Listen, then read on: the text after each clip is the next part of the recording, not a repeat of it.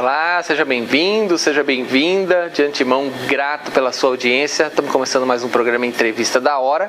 No programa de hoje estamos recebendo o Dr. Assir Novatic, ele que é médico endoscopista ginecológico. Bem-vindo, doutor, grato pela presença. Obrigado, Cláudio, é um prazer estar aqui. Bom, a ideia é a gente falar do Março Amarelo, que é uma campanha, um estímulo à discussão sobre a endometriose.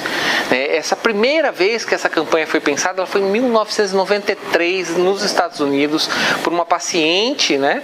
E hoje, já são 30 anos, né? E eu fico assim, doutor, na cabeça, poxa, mas por que eu nunca ouvi falar disso antes? Até a Anitta tem endometriose, ninguém tinha ouvido falar de endometriose. Por que isso? Muito se fala que endometriose é uma doença da moda, uma doença moderna, mas na verdade não, é uma doença bastante comum e bastante antiga, né? O que se mudou, na verdade, nos últimos anos foi a maneira da gente chegar ao diagnóstico, né? O raciocínio clínico para pensar em endometriose e ir atrás, a melhora nos exames, né? Na qualidade das cirurgias, na eficácia. Então isso começou a se diagnosticar muito mais frequentemente a endometriose. Com esses exames, com esse evoluir desses exames, a gente começou a ver que é uma doença extremamente frequente, né? Uma doença que pode atingir no Brasil até 10 milhões de mulheres em idade fértil. Então, talvez uma das doenças ginecológicas mais comuns hoje no país. Antigamente, muito se falava que era uma mulher ter cólica era uma coisa normal, né? Era coisa de mulher, quando casar sara. E hoje a gente vê que tudo isso já eram indícios que essa mulher já estava com algum tipo de doença. Só que nós não tínhamos os meios para diagnosticar isso. Hoje, felizmente, a gente tem. Então, pode até ser que tenha aumentado um pouco mais a frequência pelo estilo de vida da mulher atual, mas a endometriose sempre foi uma doença muito frequente. A gente está falando aqui, né, eu estou com alguns dados aqui da OMS, doutor, da Organização Mundial de Saúde, fala assim, 176 milhões de mulheres no mundo. Então, realmente é um volume considerável, né? Exato. Agora, essa história de que tá menstruada, dói, né? É um pouco uma visão meio machista também, né? É a mulher que está com frescura, né? Às vezes é uma cólica descapacitante, a pessoa não consegue trabalhar, né? Isso não é normal e é importante que a gente diga que não é normal, né? Exatamente. Esse é o grande ponto, né? A gente tem que desmistificar que mulher sentir dor é uma coisa normal, né? Não é normal. Uma cólicazinha leve, né, que começa um dia antes da menstruação, acaba no outro dia, que ela às vezes com um medicamento simples ela consegue controlar, não é o problema.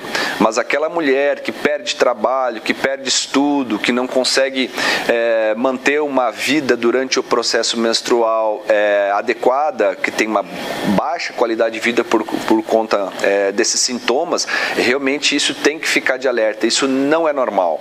A gente sabe que no Brasil, não só no Brasil, nisso nós no Brasil temos algo igual o primeiro mundo, o atraso diagnóstico é muito grande, pode se levar até 10 anos ou até mais do que isso. Isso é um pouco assustador, né? Pensar em 10 anos para se chegar ao diagnóstico. 10 anos sofrendo para se chegar ao diagnóstico, realmente, e é um dado universal, não é um dado apenas nacional.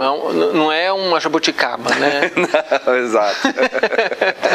Doutor, o que a mulher precisa ficar atenta? Além disso, né, dessa dor durante o período da menstruação, tem algum outro sintoma que ela precisa olhar com mais cuidado ou levar ao seu gineco, né, vamos dizer assim, ginecologista?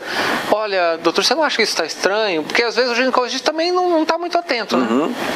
É por isso que é importante a gente fazer esse mês de março como conscientização, exatamente por isso, para não só o ginecologista raciocinar e pensar em endometriose, mas a paciente também entender o que é e o que não é normal, né?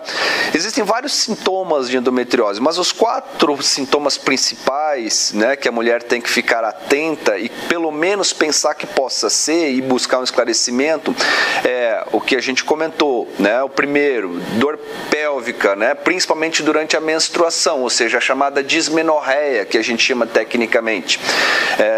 Essa dor, ela começa a evoluir, começa a ficar também dor fora do período menstrual. Então, mulher que começa a ter dor pélvica, dor embaixo do ventre, fora do período menstrual de uma maneira mais contínua, né? Uma maneira mais crônica, mais de 6 meses, também já é um alerta que alguma coisa não está bem. O terceiro ponto, dor na relação sexual. Então, às vezes a mulher não tem cólica, mas tem dor na relação, principalmente dor pélvica, dor abdominal na hora da relação.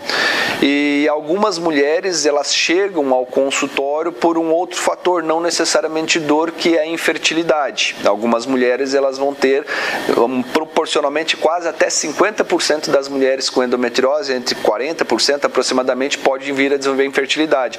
Então, muitas vezes, a porta de entrada da mulher no consultório é pela infertilidade, não pela dor. A dificuldade em engravidar propriamente, né? Exatamente. Existem outros sintomas menores que a gente também deve ficar atento, que é dor para urinar durante a menstruação, dor para evacuar durante a menstruação, que são menos frequentes, mas também muitas vezes presentes. Então, mulher que tem esse perfil, que se enquadrou em um ou dois desses sintomas, é obrigação do médico, né, iniciar uma pesquisa adequada para endometriose ou encaminhar essa paciente para um centro adequado de pesquisa de endometriose. O senhor falou que os exames foram evoluindo, hoje a gente consegue ver com mais certeza, vamos dizer assim. Que exames são esses? Como que é esse processo?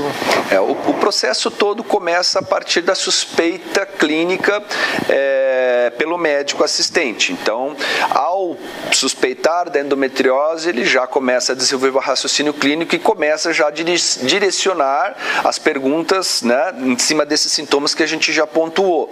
Então, após, né, ter a suspeita diagnóstica, é necessário um bom exame físico, né, como toda paciente ao ir no ginecologista, deve passar por uma anamnese, que é essa entrevista, e um bom exame físico.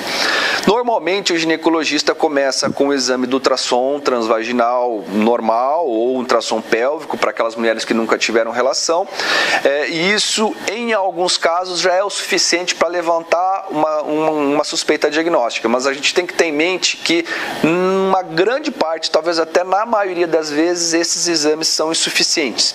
Aí a gente lança a mão dos exames específicos. Hoje, basicamente, a gente tem como grandes auxiliares a ressonância pélvica e o ultrassom de mapeamento intestinal, ou chamado ultrassom com preparo intestinal também, que é um ultrassom que necessariamente deve ser feito por um médico radiologista muito acostumado a procurar endometriose. Então, além de dispor desse exame, é necessário que o médico que os faça seja alguém com essa visão em procurar endometriose, porque não são exames fáceis, não é simplesmente pedir um exame, né, e aguardar o resultado, ele tem que vir apropriado. Existe alguma limitação em relação a esses exames? Por exemplo, a mulher está tentando engravidar, ela não pode fazer, ou não é recomendado, ou se tem alguma outra doença, como que é? Não, são exames... Esse tratamento intestinal, por exemplo, ele exige um contraste, não exige contraste? Não, como que é isso? Basicamente, o ultrassom com preparo é um ultrassom que se faz com preparinho intestinal simples, né, de algumas horas de antecedência. Igual aquela maravilha da endoscopia, né? Não chega a ser assim. Não precisa tudo isso de jejum.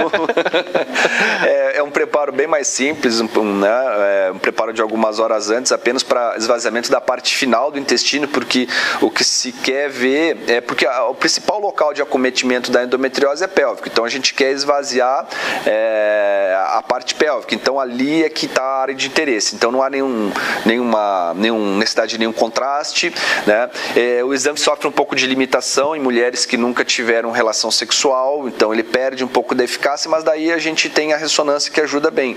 A ressonância, sim, já é um exame que tem o uso do contraste, mas também o índice de complicações e de efeitos colaterais, de reações à ressonância é muito baixo. Então, na verdade, toda mulher pode fazer esses exames, né?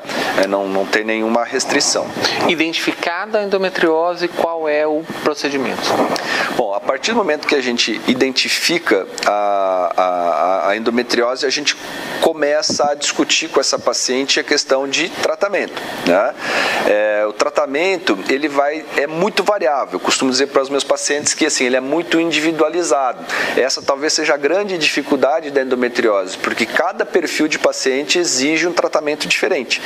Então, uma paciente, por exemplo, que ela deseja engravidar, de uma paciente que não deseja engravidar, o tratamento é completamente diferente. Uma paciente com sintomas é diferente de uma paciente sem sintomas. Então, o tratamento, basicamente, ele se divide em duas etapas, de duas maneiras, ou o tratamento clínico ou o tratamento cirúrgico. Muitas vezes, eles vêm, a paciente termina utilizando os dois métodos de tratamento, só que em tempos diferentes. Então, uma paciente que agora talvez não queira engravidar, daqui a alguns anos ela vai querer. Ou a paciente ela pode estar com muitos sintomas agora e ser indicado uma cirurgia, e depois da cirurgia pode-se seguir com o tratamento clínico. Então, eles são intercambiáveis, não necessariamente a paciente precisa dos dois, mas em algum momento, muitas vezes, ele é feito assim.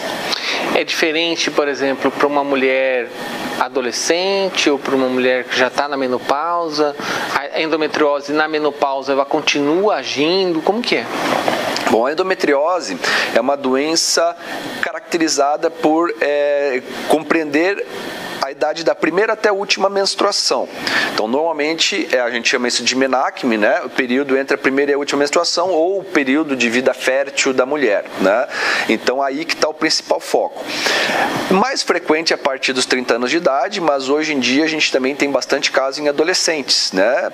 Pacientes de 14, 16, de 18 anos de idade, né? Muitas vezes até com endometriose profunda a gente já encontra no consultório, embora não seja a faixa etária mais comum, né? Após a menopausa já é muito raro, porque a endometriose ela precisa de um alimento, né, que se chama hormônio, né? Então esse hormônio após a menopausa ele sofre uma queda muito grande. Então 98% das pacientes com endometriose termina desaparecendo após a última menstruação. Um ou outro caso mais incomum a gente vai encontrar isso mesmo após. Mas as sequelas que ocorreram nessa mulher ao longo dessa vida reprodutiva, elas não vão desaparecer, apenas a endometriose vai, mas as aderências, as distorções anatômicas dos órgãos, isso vai persistir mesmo após a menopausa. E a mulher tentando engravidar, qual que é a recomendação? Bom, a primeira coisa é tentar engravidar, né? Então a gente, paciente que descobre que tem endometriose, mas nunca tentou engravidar, mas que possui poucos sintomas, a gente recomenda que ela tente engravidar primeiro. Obviamente também isso depende da idade, né? Uma paciente às vezes, né, acima dos 40 anos de idade, ela já vai precisar de uma avaliação um pouco mais diferenciada ou um tempo menor de tentativa de engravidar, né? Pacientes mais jovens a gente libera até um ano para ela tentar engravidar. Pacientes após 37, 38, 40 anos a gente espera só uns 6 meses, né? Claro, também depende do resultado dos exames. Mileriano, né? O fator antimileriano, a contagem de folículos, né? Tem alguns parâmetros que a gente utiliza para isso, sim.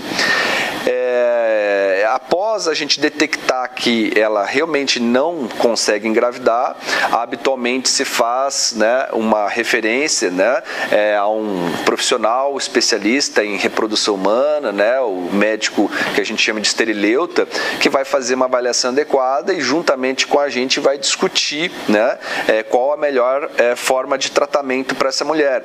Se é uma fertilização, uma reprodução assistida ou se é diretamente a cirurgia. Vai depender de muitos fatores, né? Inclusive muitas vezes socioeconômico, né?